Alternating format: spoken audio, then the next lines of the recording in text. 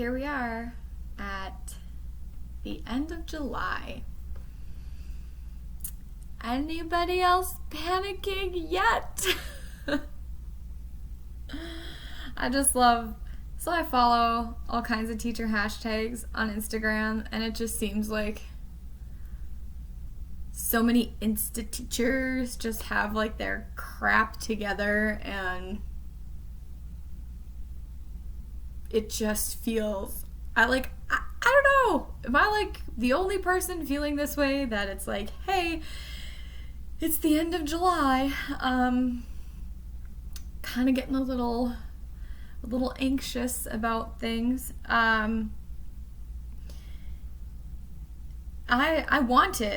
Here's where some of my anxiety stems from too. July 31st, so tomorrow, is the day that we are going to know the plan for going back to school. So those of you who know and are complaining about it, at least you know. At least you know. Sitting in this anxiety for the past month, I didn't expect anything to come out in June, but I was expecting something in July. And they're like, oh, we'll give it to you in July, but the very last day. And I was like, very wise of you guys to send that out on a Friday. I would send it out like Friday, 4 o'clock, close my computer and shut off my phone and just run away, because I can't imagine all of the emails and texts and phone calls that's gonna come in. So part of my anxiety right now is I don't know what's happening, and it's literally the day before, so I'm like, I just want to know. And the second part is, so I've talked to you about the personalized learning mission that I am on, and I have asked 3 times now for our updated scope and sequence and standards. And I think that our curriculum coordinator is pumping the brakes on that a little bit, just because we don't have the plan rolled out yet by our district. We haven't met together as a team again, but I'm like, I just want to see the standards. So I'm like, I just want this stuff, like, I want it in front of me. I want to know. The not knowing, guys, it's driving me nuts. So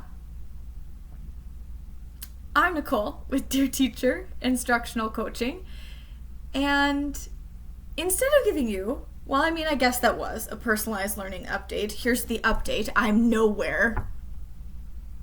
So whenever I get the updates, it's go time.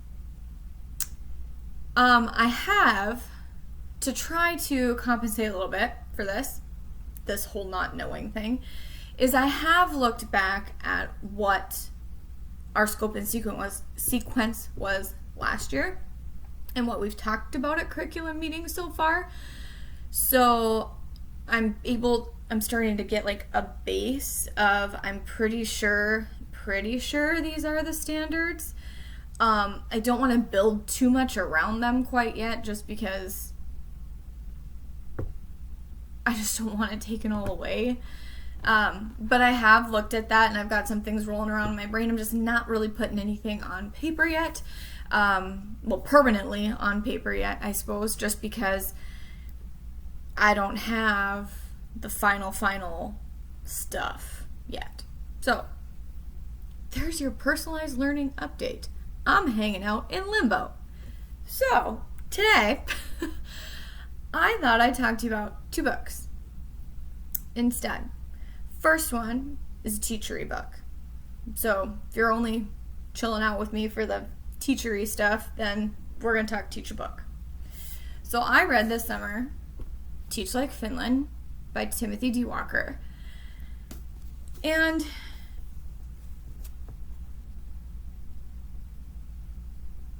overall, I enjoyed it. It was good. I will also say that it was nothing earth-shattering for me, and maybe that's because I didn't read this when it was, like a big deal. It's been a while since this book has been a pretty big deal. But he divides up like the whole idea of success into 4 categories. Well-being, so taking care of yourself, which is something that I think we overlook. And that's why, like, teaching tech and self-care, like, it's an important thing. And we have this tendency to be such givers and lovers, and we'll bend over backward for the people that we care about, and we care about everybody, so we'll put everybody else's needs before our own, and then we end up royally unhappy and burned out, and we don't get why. So even though it goes, for a lot of teachers, it goes against our nature to put ourselves first without feeling selfish, it is something we have to take care of. And there is, I just thought of something that I found. I saved it. It was on Instagram. I noticed it today. I will find it very speedily Aha, here it is. So, Teacher Man 91, it says, so Instagram, students first and whatever it takes, and similar phrases should not be used to shame educators into anything that is dangerous for their mental health, emotional, or physical health. And I'm like, that's the whole shame part of it, and the whole feeling like we have to do whatever it takes, and the kids come first. There are parents who will tell you, nah, the kids don't always need to come first. Sometimes you do you. So, I feel like I always say, I'm a mother to 100. Why do I want my own children? I'm a mother to 100. And we do need to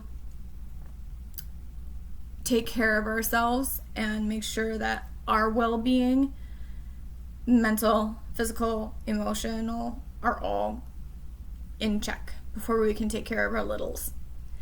The second chapter is about belonging. And that's kind of having a teach group, get your teach friends. Find them. And if you are about to be a new teacher, they'll find you. Everybody ends up with a group. So don't stress out about that. Just be a friendly, normal person. You'll be fine. So a sense of well-being. Connectivity is super important, and that also comes with establishing those relationships with your students, positive relationships with your students. The third chapter is something that I think some teachers might struggle with in the United States a little bit, and that's autonomy. But even if you have a pretty rigorous, this is what you teach and when you teach it, the how you teach what you teach and when you teach it can be totally autonomous to you and to your character. Now, there are some teachers, I know of a 3rd grade teacher who, when her students were in their morning meeting and they would maybe talk about planets, I don't know, and they get on this conversation about planets and they're asking questions about planets, and they pose all of these questions and she writes them down on the board, and they're brainstorming ideas about planets and what they already know about planets. Well, pretty soon, she's in social studies, they're learning about the history of discovering the planets, and in science they're learning about composition of planets and rotation, and for writing and language arts, they're reading articles, they are writing about planets, they're reporting about planets. So she lets the kids kind of drive the content, or drive the material, but the core of the standards stays the same. So that's kind of interesting.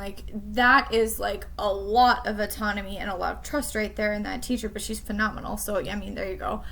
But if you're in a district that is a what you teach, and when you teach it, you can switch up how. Because I was in a big district. Like, I mean, technically I'm in a bigger district than the one I'm referencing right now, but I feel a lot of autonomy in the district I'm currently in, even though it's quite large. But in a different one, it was like, yeah, you taught Julius Caesar quarter 3 of sophomore year. You taught Romeo and Juliet quarter 3 of freshman year. And it was like, oh God. And I only like teaching Romeo and Juliet because I like to make fun of it. Okay, like it's the most ridiculous story. But it was, yeah, I'll meet these standards, and yeah, I'll use this story, but I'm going to do it how I want to do it. And that's a way for you to create that autonomy. So keep that in mind. And then the 4th chapter is called Mastery. And that's really about like your teaching strategy. And I had previously talked about how like with personalized learning, like your standards have to be at the core, and you have to be careful of like the fluffy stuff. And this kind of reinforces that, like, teach the essentials and teach them very well.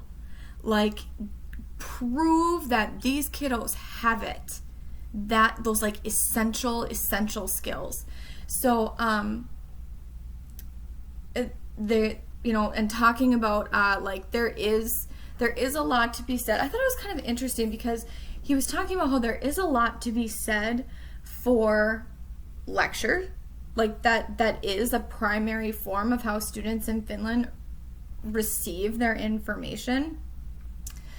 And I was a little shocked by that, but in the same breath, lecture style worked for a lot of people for a lot of years. And while it is not the be-all, end-all by any stretch of the imagination, there is a place for it. There absolutely is a place for it. You do have to have, mini lessons and things like that. And he did a lot of letting the students drive the instruction, so he had some buy-in with that. And so when there was that chance for mini lessons, they were really engaged because they were engaged with the content itself. So that mastery piece is really important. And yes, incorporate lecture, but also he uses the phrase coach more. That's not right. Like, that's wrong. That's not right.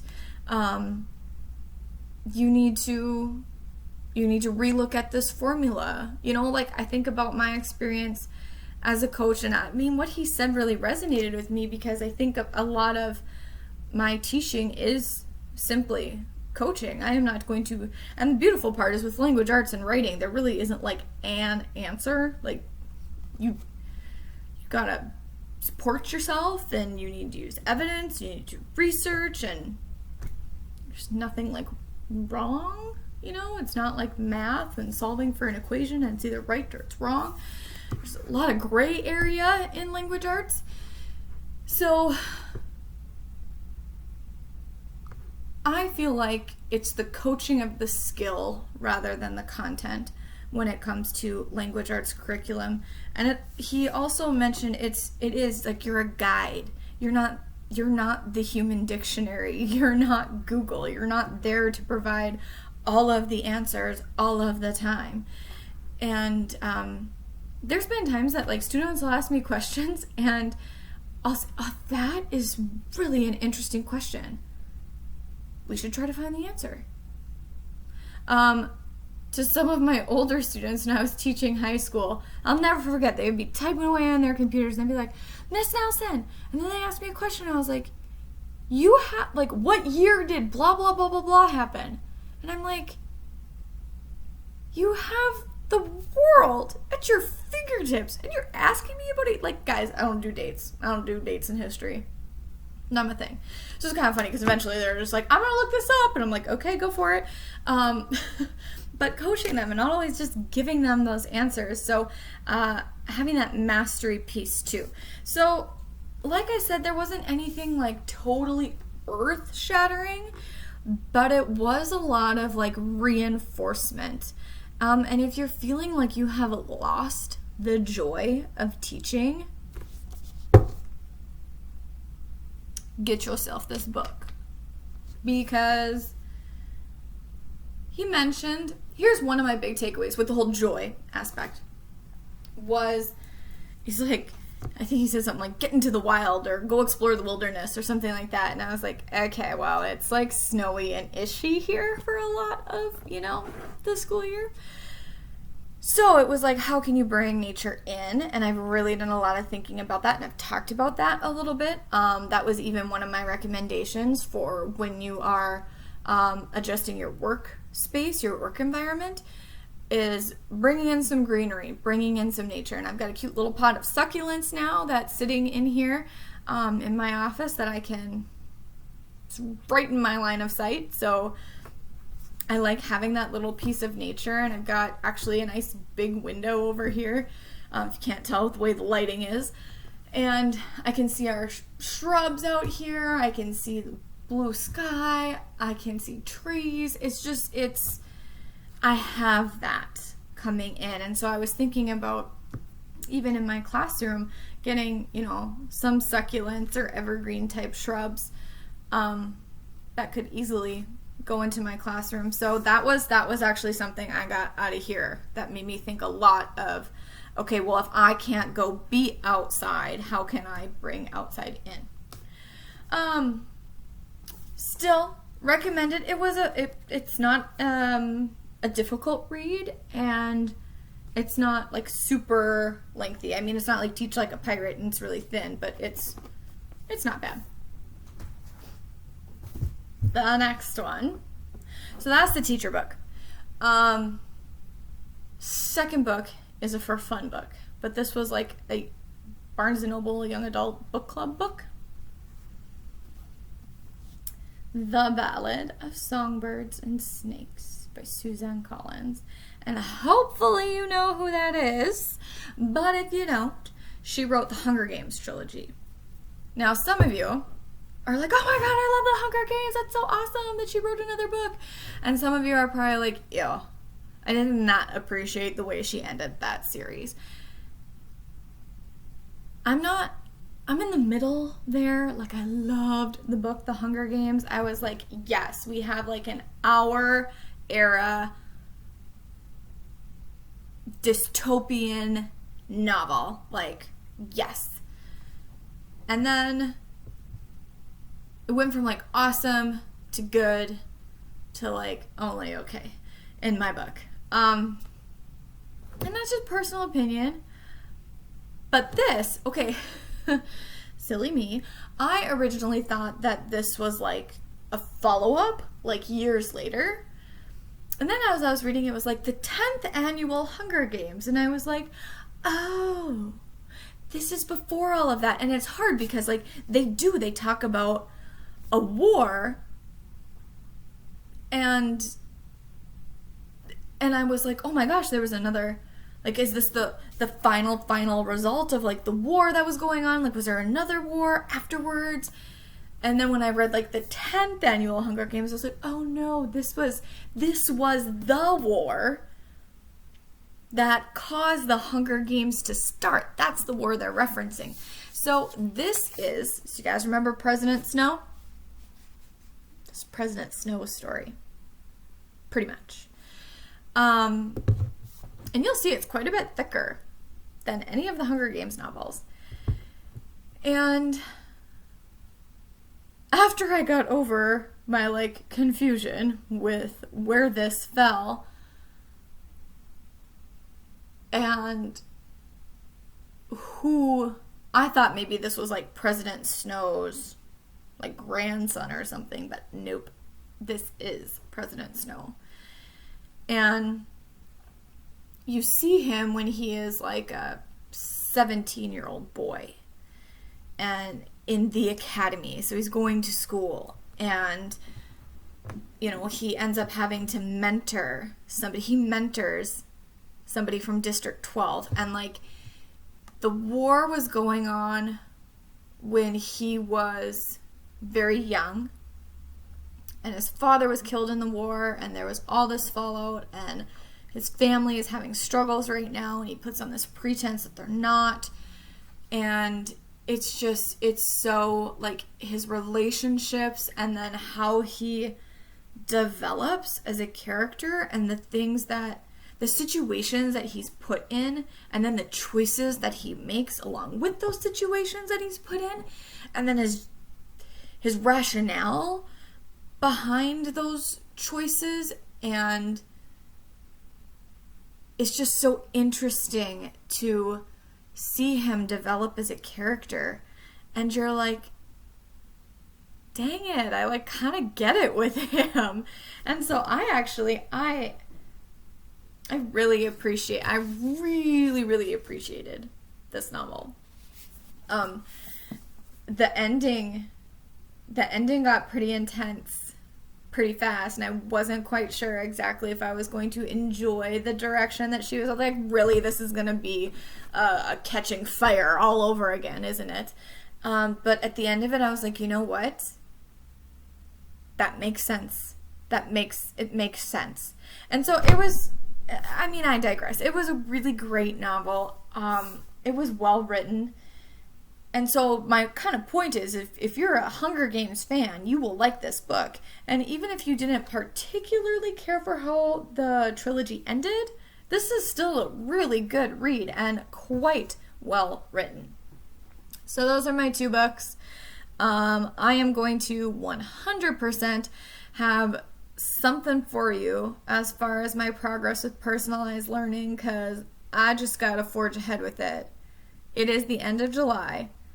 I do not know what's happening in our district as far as our return to school, and I do not know exactly what our new scope and sequence and quarter 1 standards are. So, great. But I can't wait anymore. I can't sit around and wait anymore. So it's going to definitely be the next step. Something that's really great is that I'm going to be a participant, not like speaking or anything. I'm going to be a participant in Northern Cass's Personalized Learning Institute that is entirely virtual and is over the course of 2 days. So I will hopefully get like super fired up from that, and then that's just going to launch me right into my plans. So I will share with you next time what is going on with my brain when it comes to personalized learning and the progress that we've got so far with that. So dear teacher, I know it's the end of July, but don't panic.